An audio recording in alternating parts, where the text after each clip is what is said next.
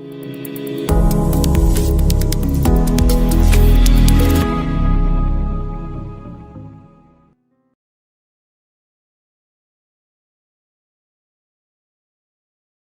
Everyone, কেমন আছেন সবাই? আশা করি সবাই খুব ভালো আছেন। আজকের ভিডিওতে আমরা মেশিন লার্নিংয়ের একটা ইন্ট্রোডাকশন দেব। আমরা অলরেডি মেশিন লার্নিং সম্পর্কে টুকটাক জিনিস জানেন, বাট তারপরও আমি আমাদের পরবর্তী ভিডিওগুলো সামনে আগানোর জন্য বা সামনে যাওয়ার আগে আমি চাচ্ছি যে আপনাদেরকে মেশিন লার্নিংয়ের যে সকল অ্যালগরিদমগুলো আছে বা যে ধরনের টাইপগুলো আছে, যে এক্সাম্পলগুলো আছে, সেগুলো আপনাদেরকে হালকা একটু ধারণা দিতে চাচ্ছি এবং সেজন্যই আজকের এই ভিডিওটা। তো আজকে আমি কিছু স্লাইড আপনাদেরকে দেখাবো এবং সেগুলো আপনাদেরকে একটু এক্সপ্লেইন করব। তো শুরু করা যাক।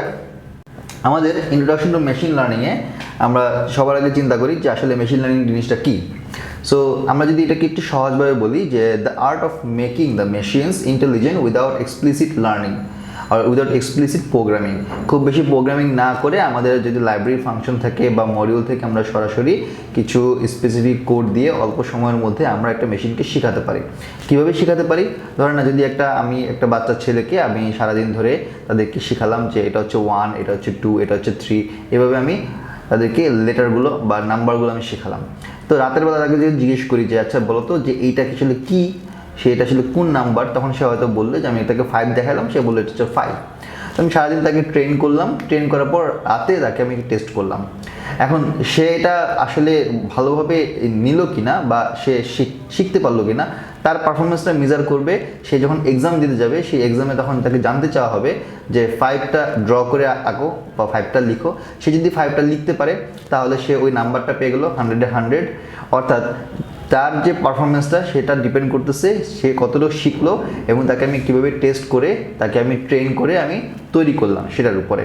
এবং সে ওই যখন প্রেডিকশনটা করব, তার মানে হচ্ছে যে আমি ওই প্রেডিকশনের রেজাল্ট পাচ্ছি তার পরীক্ষা সে কতটুকু ভালো দিচ্ছে তার উপরে। তো এখানে আমার 3টা জিনিস আছে। সেটা হচ্ছে অ্যাট ফার্স্ট আমাদেরকে কিছু টাস্ক এক্সিকিউট করতে হবে, যেমন রিগ্রেশন বা ক্লাসিফিকেশন। এই টাস্কগুলো দিয়ে বা অ্যালগরিদম দিয়ে আমি তাদেরকে শেখাবো। অ্যান্ড দেন আমি তাদের পারফরমেন্সটাকে ইমপ্রুভ করবো, ইমপ্রুভ দেয়ার পারফরমেন্স বা মডেল পারফরমেন্স। তো যখন আমি আস্তে আস্তে শেখাবো তখন সে প্রথমে হয়তো কম শিখবে, 50% তার পারফরমেন্স, দেন আস্তে আস্তে আরও শেখাবো 60, 70, 80।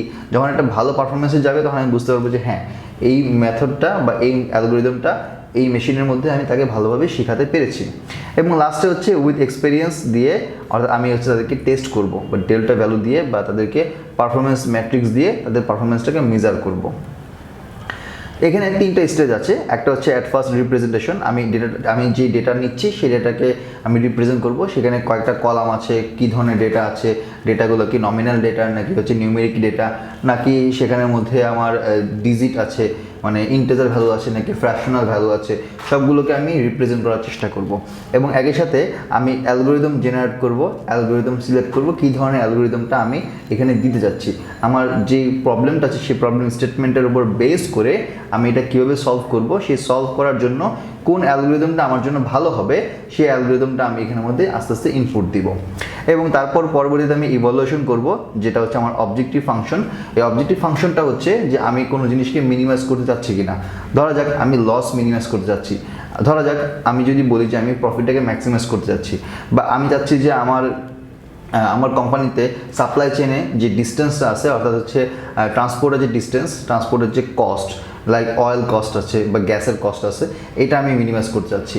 সো এই অবজেক্টিভ ফাংশনের উপর বেস করে আমি আস্তে আস্তে এই মডেলটাকে ডেভেলপ করব এবং সেখান থেকে আমি আউটপুট বের করার চেষ্টা করব। এবং লাস্টে হচ্ছে অপটিমাইজেশন, অর্থাৎ আমি আমার একটা অপটিমাল প্যারামিটার বা অপটিমাল একটা পার্সেন্টেজ বা অপটিমাল একটা ভ্যালুতে নিয়ে আসার চেষ্টা করব। এবং বারবার ট্রেন এবং টেস্টের মাধ্যমে আমি এই সিস্টেমটাকে, এই মেশিন লার্নিং মডেলের মাধ্যমে আস্তে আস্তে আমি এই সিস্টেমটাকে শেখানোর চেষ্টা করব এবং সেখান থেকে আমি একটা ভালো পারফরমেন্স পাওয়ার চেষ্টা করব। এবং এখানের মধ্যে আমার 2 টাইপের আছে। একটা হচ্ছে মেশিন লার্নিংটা 2 ধরনের হয়। ফার্স্ট হচ্ছে supervise machine learning.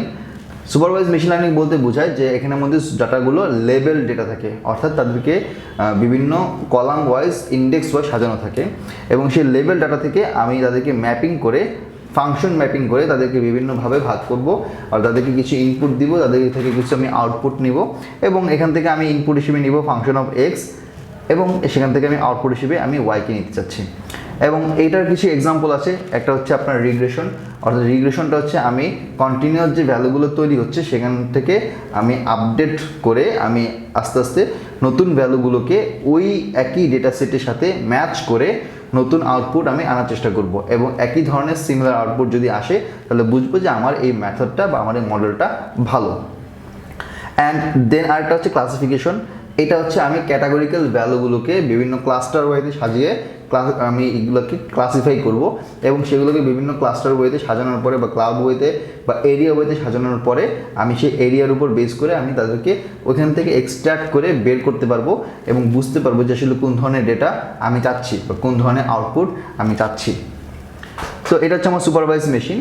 And unsupervised machine learning, যেটা আনসুপারভাইজ এমএল, এখানে আমাদের যে ট্রেনিং থাকবে, ট্রেনিং করার জন্য যে ডেটাগুলো থাকবে সেগুলো সাধারণত থাকে আনলেবেল ডেটা, অর্থাৎ সেগুলো হচ্ছে ক্যাটাগরি ওয়াইজ ভাগ করা থাকে, বা এগুলো হচ্ছে বিভিন্ন ক্যারেক্টারিস্টিক্স ওয়াইজ বা প্রপার্টিজ ওয়াইজ ভাগ করা থাকে, বাট এগুলো হচ্ছে আনলেবেল data, unstructured data.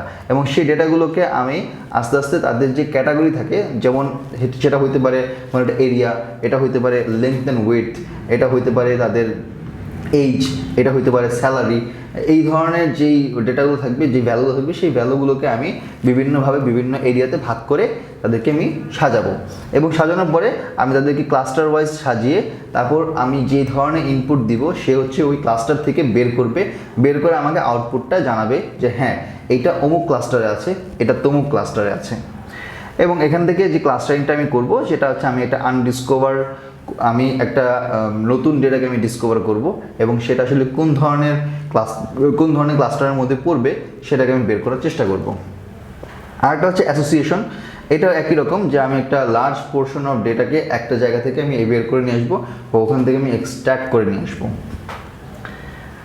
Supervise machine লার্নিংয়ের মধ্যে রিগ্রেশনের যে কনসেপ্টটা, রিগ্রেশন অ্যালগরিদম, এটা হচ্ছে it's a technique that determines the relationship between one or more independent variables. যদি এমন হয় যে দুইটা কলাম, একটা হচ্ছে ডিপেন্ডেন্ট ভেরিয়েবল, একটা হচ্ছে ইন্ডিপেন্ডেন্ট ভেরিয়েবল, তো ইন্ডিপেন্ডেন্ট ভেরিয়েবলকে সাধারণত আমরা এক্স হিসেবে ডিনোট করে থাকি, এবং এই এক্সের উপর ভিত্তি করে আমরা ওয়াই যে ডিপেন্ডেন্ট ভেরিয়েবল সেটাকে আমি বের করার চেষ্টা করি। এবং যদি এমন হয় যে সেখানের মধ্যে এক বা একাধিক ভেরিয়েবল থাকে অ্যাজ অ্যান ইন্ডিপেন্ডেন্ট ভেরিয়েবলস, তাহলে সেক্ষেত্রে আমরা x1, x2, x3 এভাবে ভাগ করতে পারি, এবং সেখান থেকে একটা নির্দিষ্ট আউটপুট আমরা আনতে পারি, বা আমরা একাধিক আউটপুটও বের করতে পারি। এবং এটাকে নাম দেওয়া হয় ডিপেন্ডেন্ট এবং ইন্ডিপেন্ডেন্ট। টার্গেট হচ্ছে আমার সেই ইনপুট থেকে আমি টার্গেটটা পাবো। ক্রাইটেরিয়নটা হচ্ছে আমার প্রেডিক্টর, আমি কীভাবে ডেটাটাকে প্রেডিক্ট করতে চাচ্ছি, এটা হচ্ছে আমার ক্রাইটেরিয়ন। সো এই ব্যাপারটা হচ্ছে আমার regression algorithm.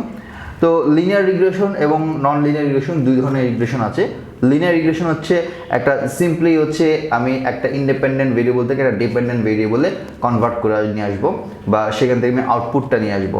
Multiple linear regression হচ্ছে যেখানের মধ্যে একের অধিক ইন্ডিপেন্ডেন্ট ভেরিয়েবল থাকে, যেটা আমি একটু আগে বললাম, x1, x2, x3 অনেকগুলো আমার ইন্ডিপেন্ডেন্ট ভেরিয়েবল আছে, সেখান থেকে আমি ডিপেন্ডেন্ট ভেরিয়েবল আমি যে ওয়াই, সেই ওয়াই ভ্যালুটা বের করার চেষ্টা করব। নন লিনিয়ার রিগ্রেশনটা হচ্ছে যেখানের মধ্যে কোনো একটা স্পেসিফিক লাইন তৈরি হবে না, বাট সেখানে বিভিন্ন ধরনের কার্ভ তৈরি হবে।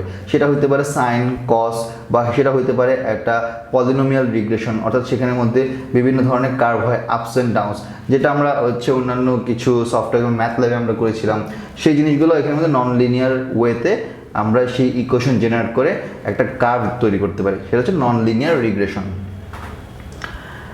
সিম্পল লিনিয়ার রিগ্রেশনের ক্ষেত্রে আমরা y equal to mx plus c যে ইকুয়েশনটা আছে, বেসিক ইকুয়েশন, লাইনের ইকুয়েশন, এই লাইনের ইকুয়েশনটা আমরা এখানে ইউজ করি, যেখানে m হচ্ছে সেটার স্লপ। যদি কোনো একটা লাইন আমরা এখানের মধ্যে ড্র করি, সেই লাইনটার যে স্লপ বা যে ঢাল আকারে আছে সেটা হচ্ছে m, আর x হচ্ছে এটার x অ্যাক্সিস বরাবর সেই ভ্যালুগুলো, আর y হচ্ছে তার y অ্যাক্সিস বরাবর ভ্যালুগুলো। c হচ্ছে যে 0 অরিজিন থেকে উপর পর্যন্ত যে ডিস্টেন্সটা আমার এখানে কাট করলো বা যে ডিস্টেন্সটা আমার তৈরি হলো সেটার ভ্যালু হচ্ছে c। সো এইভাবে আমরা সিম্পল লিনিয়ার রিগ্রেশন এই ইকুয়েশনটার মাধ্যমে y equal to mx plus c এর মাধ্যমে আমরা লিনিয়ার রিগ্রেশনটা করতে পারি। যেমন আমরা যদি এখানে একটা এক্সাম্পল দেখি, যে এখানে ইন্টারসেপ্ট হচ্ছে এই পজিশনটা, এবং এখানে গ্রিন স্কোয়ার বক্স আছে, সেগুলো হচ্ছে বিভিন্ন ধরনের ডেটা পয়েন্টস, এবং এখান থেকে আমি মাঝখানে একটা লাইন তৈরি করলাম, ব্লু কালারের লাইন, এবং এই লাইনটা এমনি এমনি তৈরি হচ্ছে না, আমাকে দেখতে হচ্ছে যে এই যে ডেটা পয়েন্টসগুলো পাচ্ছি সেটা প্রত্যেকের সাথে প্রত্যেকে কোন ধরনের ডিস্টেন্সে আছে। যেমন ভার্টিক্যাল অফসেট ডিস্টেন্সটা আমি বলতে পারি ওয়াই বা ওয়াই হ্যাট মাইনাস ওয়াই, অর্থাৎ ওয়াইয়ের এগেনস্টে যেগুলো আমার মিন ভ্যালু আছে সেই মিন ভ্যালু থেকে ওয়াইয়ের ডিস্টেন্সটা কত, সেই ডিস্টেন্স থেকে আমি এই লাইনটাকে জেনারেট করতে পারি।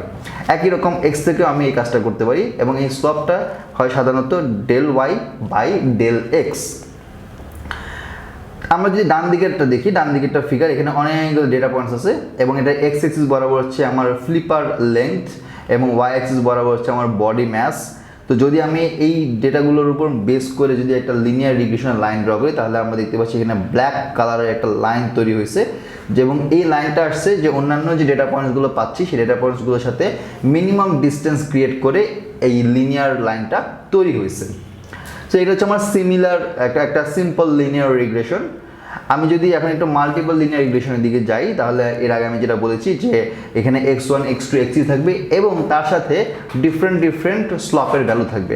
সো আমরা এটাকে লিখতে পারি যে y m নট, ইনিশিয়াল অবস্থায় এটা স্লপ থাকবে না, দেন হচ্ছে m1 x1 ভ্যালুর জন্য একটা স্লপ থাকবে m1, x2 জন্য m2 এবং এই স্লপের ভ্যালুটা আমরা ইচ্ছা করলে এটা একটা ফ্যাক্টর হিসেবে কাউন্ট করতে পারি বা এটা ওয়েটেড ভ্যালু হিসেবে কাউন্ট করতে পারি। সবগুলো ওয়েটেড ভ্যালু হয়তো সেম হবে না, কোনোটা 0.9, কোনোটা 0.8, কোনোটা 0.7, কোনোটা হয়তো অনেক কম 0.2, 0.1, 0.3 এরকম। সো এখানে m নট যেটা সেটা হচ্ছে আমার মূল ইনিশিয়াল ইন্টারসেপ্ট এবং তারপরে m1 হচ্ছে আমার ফার্স্ট কোএফিশিয়েন্ট কার জন্য, x1 এর জন্য, m2 হচ্ছে আমার সেকেন্ড কোএফিশিয়েন্ট x2 এর জন্য, m3 হচ্ছে থার্ড কোএফিশিয়েন্ট x3 এর জন্য এবং এইভাবে যেতে থাকবে। সো যখন আমরা এরকম একাধিক আমরা যখন এখানে ইন্ডিপেন্ডেন্ট ভেরিয়েবল পাবো তাদের সাথে আমরা এই কোএফিশিয়েন্টগুলোকে মাল্টিপ্লাই করে বা তাদের ফ্যাক্টরগুলোকে মাল্টিপ্লাই করে y mx প্লাস c এর যে মূল ইকুয়েশন সেটাকে আমরা আরও এক্সপেন্ড করতে পারি। সুপারভাইজড মেশিন লার্নিংয়ের মধ্যে যে ক্লাসিফিকেশন যে মডেলটা আছে সেই ক্লাসিফিকেশন মডেলটা হচ্ছে এক ধরনের logistic regression. So what is logistic regression? Logistic regression হচ্ছে এটা একটা technique that determines the relationship between dependent variable and one or more independent variables. So দেখা যায় যে এখানে আমি মূলত রিলেশনশিপটা তৈরি করব।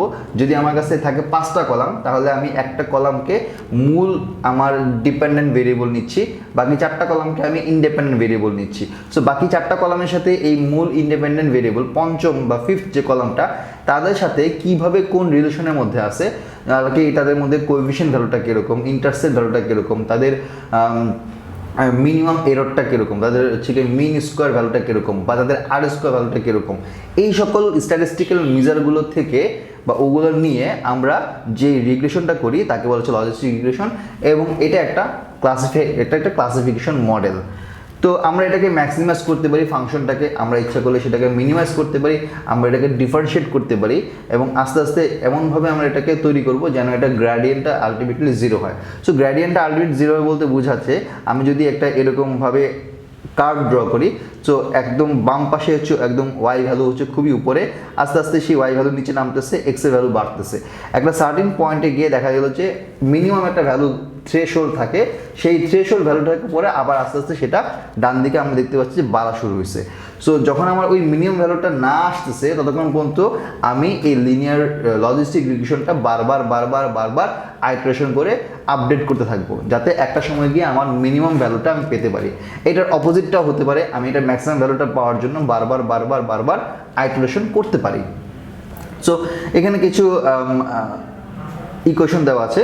সো এই সকল ইকুয়েশনগুলো আসলে আমাদের এখানে লেখার তেমন কোনো প্রয়োজন নাই, বিকজ এটা অন্যান্য প্রোগ্রামিং ল্যাঙ্গুয়েজের মতো না, পাইথনের মধ্যে অলরেডি এই সকল ইকুয়েশনগুলো সেট করা আছে, অলরেডি এগুলো বিভিন্ন মডিউলের মধ্যে সেট করা আছে, এটা বিভিন্ন লাইব্রেরি ফাংশনের মধ্যে সেট করা আছে। আমাদের জাস্ট কাজটা করতে হয় কি ওই লাইব্রেরি ফাংশন থেকে মডিউলটাকে কল করে আমরা শুধুমাত্র আমাদের মূল যে জিনিসটা বের করা দরকার, যে সকল ভ্যালুগুলো বের করা দরকার সেই ভ্যালুগুলো আমরা যাদেরকে কল করলে সেই ভ্যালুগুলো চলে আসবে বা সেই প্রেডিক্টেড ভ্যালু চলে আসবে বা সেই স্ট্যাটিস্টিক্যাল যে অ্যানালাইসিসগুলো সরাসরি চলে আসবে।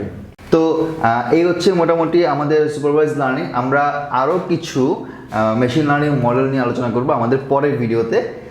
এই স্লাইডের পরবর্তী অংশ আমরা পরের ভিডিওতে দেখতে যাব। ততক্ষণ পর্যন্ত সবাই ভালো থাকবেন। আল্লাহ হাফেজ।